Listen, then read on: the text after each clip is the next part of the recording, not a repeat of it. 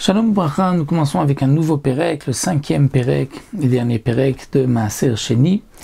Au début de ce Pérec, nous allons parler de Kerem Revaï, Neta Revaï, c'est-à-dire, comme nous le savons, les fruits, les 3 premières années qu'ils sont sur l'arbre, ils sont interdits à la consommation. C'est Orla, lorsqu'on plante, on va semer, planter un arbre, on va même le déplacer sans sa terre, comme nous le verrons dans la Maseret Orla par la suite. On comptera 3 années. Pendant ces 3 premières années, il est interdit de consommer le fruit. La 4e année, il faudra prendre le fruit et le monter à Yerushalayim, comme le Maaser Sheni, et le manger à l'intérieur des murailles.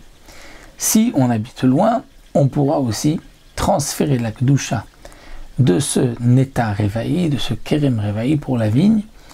On pourra transférer de la Kedusha sur de l'argent et monter cet argent à Yerushalayim. Nous avons une marloquette. Est-ce que le din de Neta Revaï s'applique que pour le Kerem, que pour la vigne ou pour tous les arbres? Alors,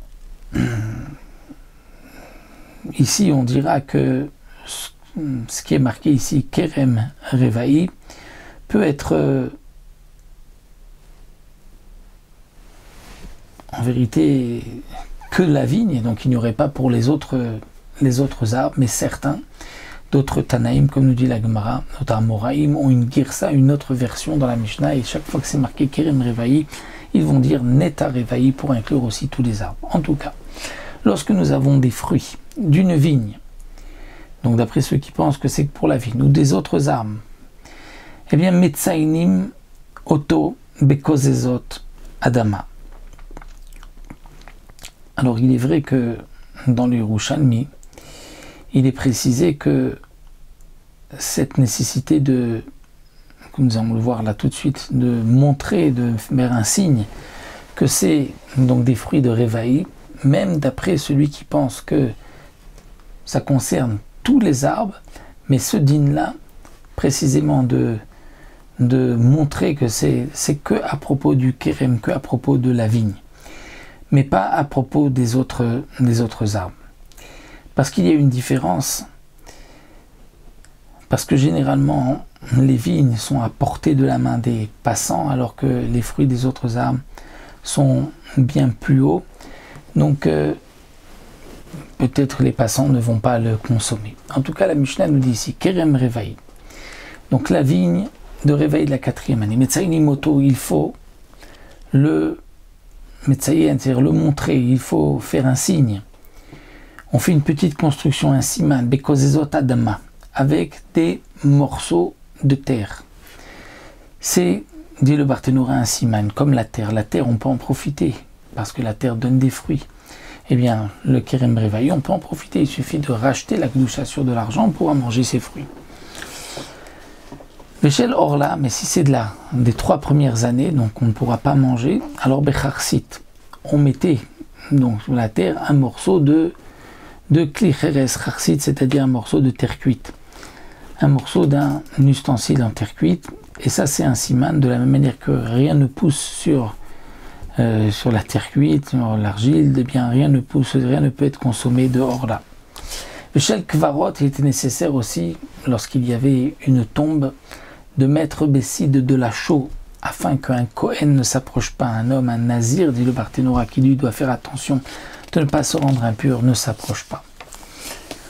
Ou même Achev et Chofer. Et ce qu'on faisait, c'est qu'on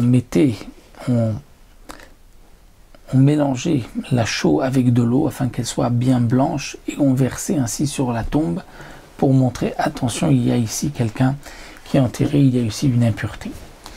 Amar Rabban Shimon Gamliel, Bamedvarim Amorim Bashvit. Rabban Shimon Gamliel nous dit que ce din-là, qu'on va mettre un signe de reconnaissance pour le Kerem Revaï ou pour Orla, pour les fruits, donc les 3 premières années de la 4e année, pour ne pas que quelqu'un, un passant, va manger, c'est seulement pendant la 7e année. Parce que comme la 7e année c'est la Shemitah et on a le droit de manger des fruits, donc il faut dire aux gens, attention, ça c'est Orla, tu n'as pas le droit de manger. Mais les autres années, dit le Barthénora, Étant donné que celui qui vient manger est un simple voleur, eh bien le voleur, on le laisse fauter. Le principe de Halité ou les rachats veyamot, que le rachat qui vole mange et meurt. C'est-à-dire qu'il mange et on peut dire qu'il s'étrangle avec. C'est-à-dire qu'il transgressera puisque je ne vais pas me soucier de lui. Mais pendant la 7e année où tout le monde se sert, puisque on peut manger de n'importe où, là il faut faire attention de bien marquer. Attention, ça c'est hors là, ça c'est de la 4e année. Les tznoïm, c'est-à-dire que les chassidim, les hommes pieux qui faisaient attention, qui allaient au-delà du din, lorsqu'ils avaient un kerem revaï pendant la 7e année, ils faisaient même un peu plus. Pas seulement qu'ils mettaient donc un siman, puisque parfois quelqu'un ne voit pas le siman, ne fait pas attention. Alors, eux avaient l'habitude de mettre de l'argent, manichim et tamao, de mettre de l'argent de côté. Ils disaient, c'est-à-dire tout ce qui sera cueilli, qui sera pris de cet arbre, eh bien, lorsqu'il sera pris, la kedusha sera transférée sur cet argent, afin que celui qui mange ne transgresse pas. Donc les snouim, les chassidim avaient toujours une conduite au-delà du din pour que personne de shalom ne puisse transgresser. Et donc ils allaient transférer la kedusha dès que le fruit allait être donc détaché de l'arbre.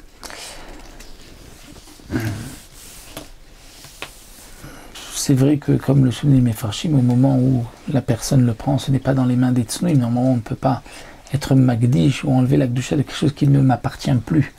Mais ici, le Tana de la Mishnah pense que si, on peut le faire, même si ce n'est plus dans mon domaine, puisque ça m'appartient quand même.